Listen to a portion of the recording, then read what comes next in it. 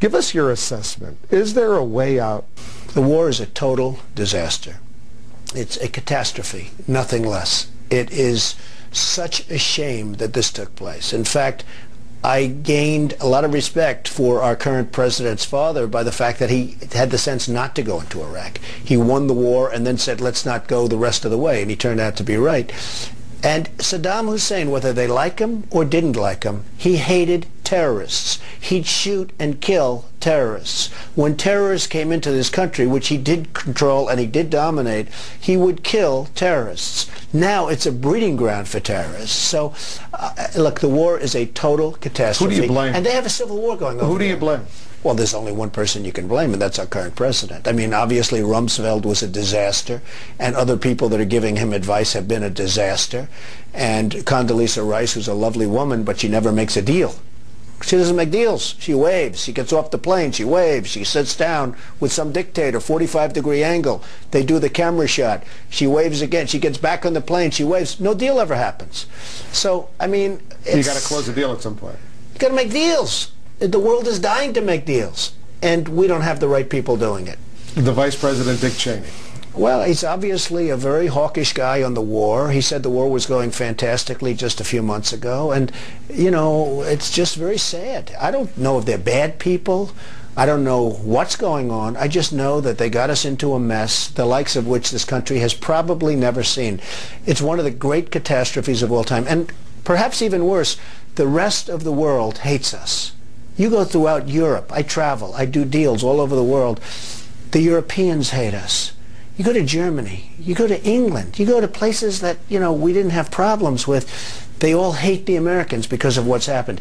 We had a chance after September 11th to be the most popular, for the first time ever, to be the most popular nation on earth, and we blew it.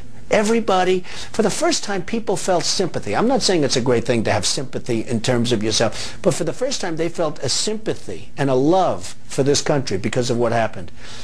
And we blew it. How does the United States get out of this situation? Is there a, how do they get out? Way out? You know how they get out? They get out. That's how they get out. Declare victory and leave.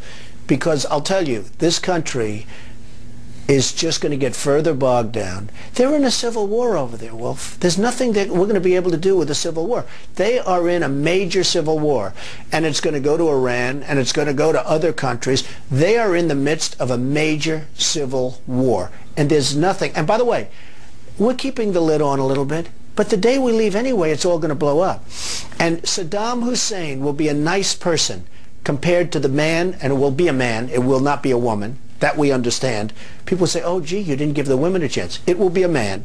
Compared to the person that takes over for Saddam Hussein, he will be considered a nice person. This guy will be the meanest, the worst guy, and he'll have one thing. He will hate America, and he'll use that to flame. So, I mean, this is a total catastrophe, and you might as well get out now because you're just wasting time. And lives. You know, nobody talks about the soldiers that are coming back with no arms and no legs. And I saw at Mar-a-Lago on Mondays, I make Mar-a-Lago my club that you know about. In Palm Beach. I make that twice now. On a Monday, I let returning Iraqi injured soldiers come to the premises. The most beautiful people I've ever seen. But they're missing arms and legs. They're with their wives. Sometimes they're with their girlfriends. And the tears are coming down the faces of these people. I mean, the thousands and maybe hundreds of thousands, and the Iraqis that have been just maimed and killed. This war is a horrible thing. Now, President Bush says he's religious, and yet 400,000 people, the way I count it, have died, and probably millions have been badly maimed and injured.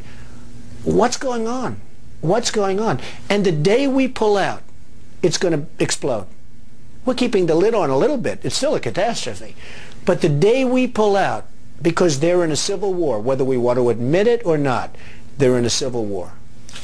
What do you think of some of these scandals that are unfolding in Washington right now? As we speak, the Attorney General is under fire, Alberto Gonzales. What do you make of this as an executive trying to watch an administration? Look, everything in Washington has been a lie.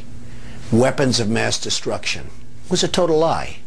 It was a way of attacking Iraq, which he thought was going to be easy, and it turned out to be the exact opposite of easy. He reads 60 books a year. He reads a book a week. Do you think the president reads a book a week? I don't think so. He doesn't watch television. Now, one thing I know is that when I'm on television, I watch, or I try. Because you do. Your own ego says, let's watch. Let's see whether it's good or bad. You want to watch, right? He doesn't watch television. So he's on television being interviewed by you or somebody else. He doesn't watch. Does anybody really believe that? Now they're doing this whole scandal with the U.S. attorneys. Now they're finding emails. And it's proven to be a lie. Everything's a lie. It's all a big lie.